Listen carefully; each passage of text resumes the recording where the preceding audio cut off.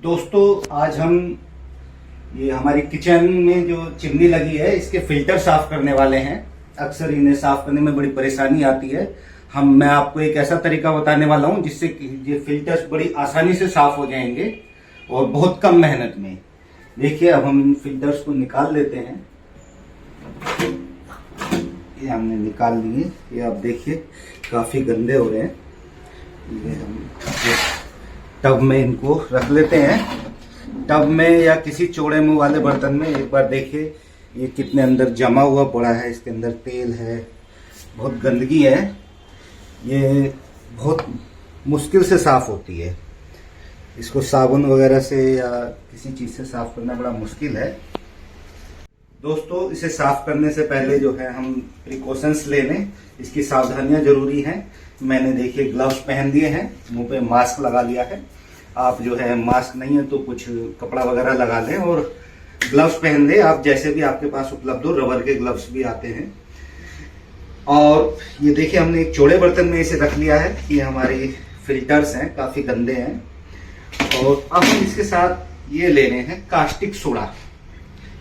इस कास्टिक सोडे को हम इसमें डालेंगे। पहले ये ध्यान रखें कि ये कास्टिक सोडा है, ये बेकिंग सोडा नहीं है और खाने वाला सोडा नहीं है। जो किचन में यूज होता है उससे बिल्कुल अलग है।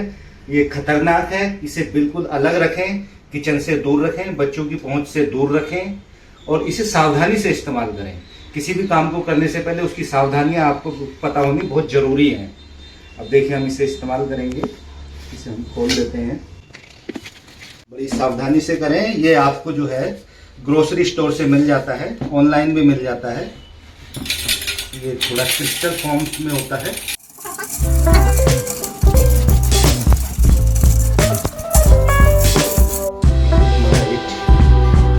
में हो गया है।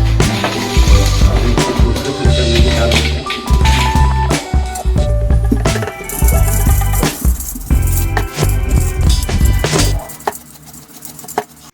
ध्यान रखें कास्टिक सोडा है ये जो है आपके ग्रोसरी स्टोर पे मिल जाता है कास्टिक सोडा।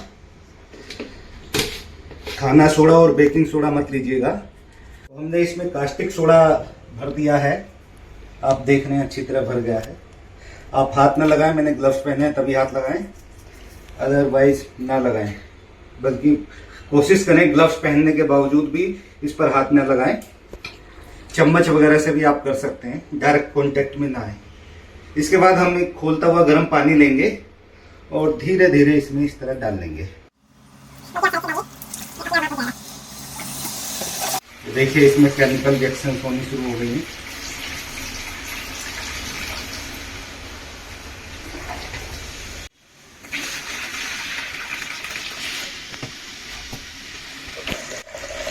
देखिए कितनी तेजी से गंदगी बाहर आ रही है।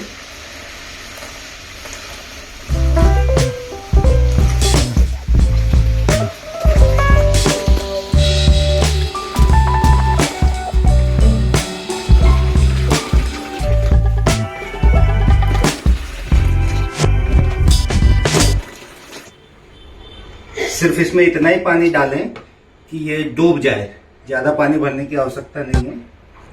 अब इसको लगभग आधा घंटे के लिए ऐसे ही छोड़ दें। इसे रखे हुए लगभग आधा घंटा हो चुका है। काफी गंदगी बाहर आ चुकी है। तो हम इसे इस प्रकार से हिलाएंगे।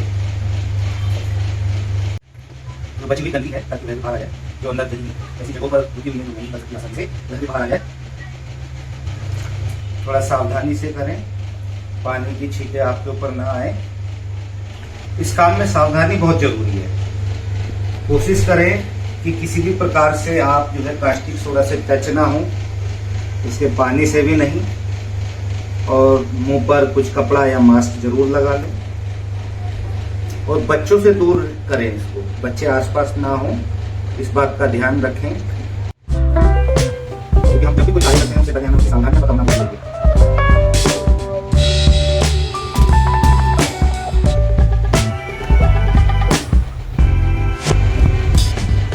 देखिए काफी गंदगी बाहर आ चुकी है, पानी एकदम गंदा हो चुका है।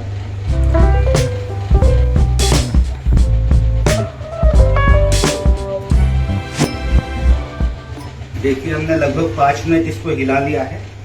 अब मैं इसको बाहर निकालता हूँ। मैंने ग्लव्स पहने हैं, इस तरह मैंने हटा लिया ताकि पानी मेरे हाथ से टच ना हो। ये देखिए, ये हमने बाहर निकाल दिया। आप देख सकते हैं ये एकदम साफ हो चुका है। देखिए अंदर कोई गंदगी नहीं है, इसमें एकदम क्लीन है ये देखिए, ये देखिए एकदम क्लीन है। इसको हम झाड़ लेंगे।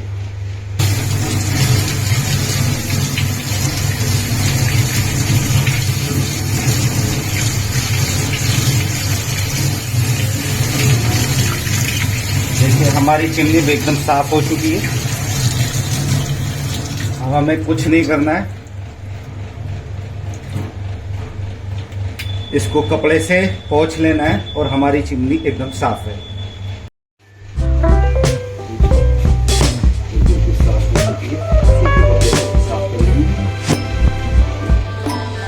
कोई गंदगी नहीं है, एकदम अंदर से क्लियर है।